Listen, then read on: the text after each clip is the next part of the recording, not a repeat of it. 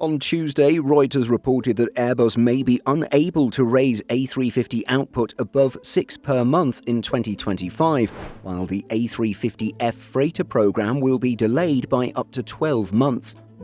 While Airbus does not comment on the faltering Boeing 777X project, Airbus has been quietly cashing in by securing increasing orders for the A350 family and had planned to double monthly production to 12 by 2028. We take a look at the situation faced by the European plane maker for today's video. Quite sensibly, aircraft and engine manufacturers don't usually say much about a competitor when they're in trouble, probably because one's problems today can quickly become the other's tomorrow.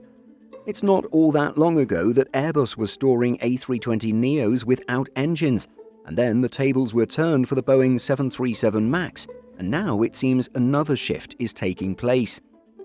Before the pandemic, aviation seemed to have developed a solid and diverse supply chain of large plane makers, medium-sized component makers, and a long tail of smaller specialists making the thousands of parts that go into every commercial airliner.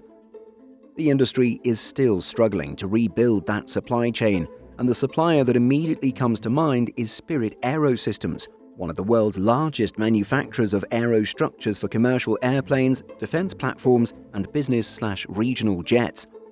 Spirit has facilities in the US, UK, France, Malaysia, and Morocco, and it manufactures fuselages, integrated wings and wing components, pylons, and nacelles. Spirit is financially weak, and in 2024, Boeing agreed to buy back its former subsidiary. However, the deal depends on Airbus taking over the loss-making Europe-focused activities, including a US plant that makes a central fuselage section for the Airbus A350.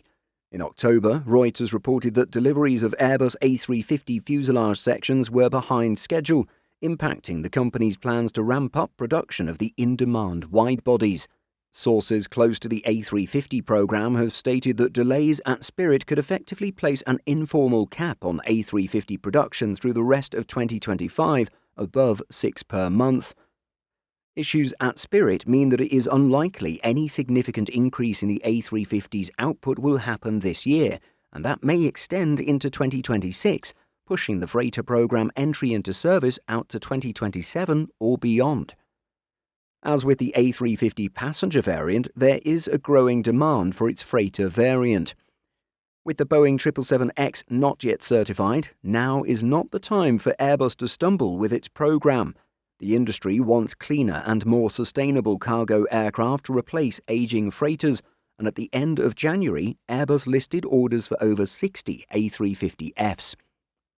While it's disappointing news, it also seems like delays for new aircraft programs have become somewhat normal in the industry.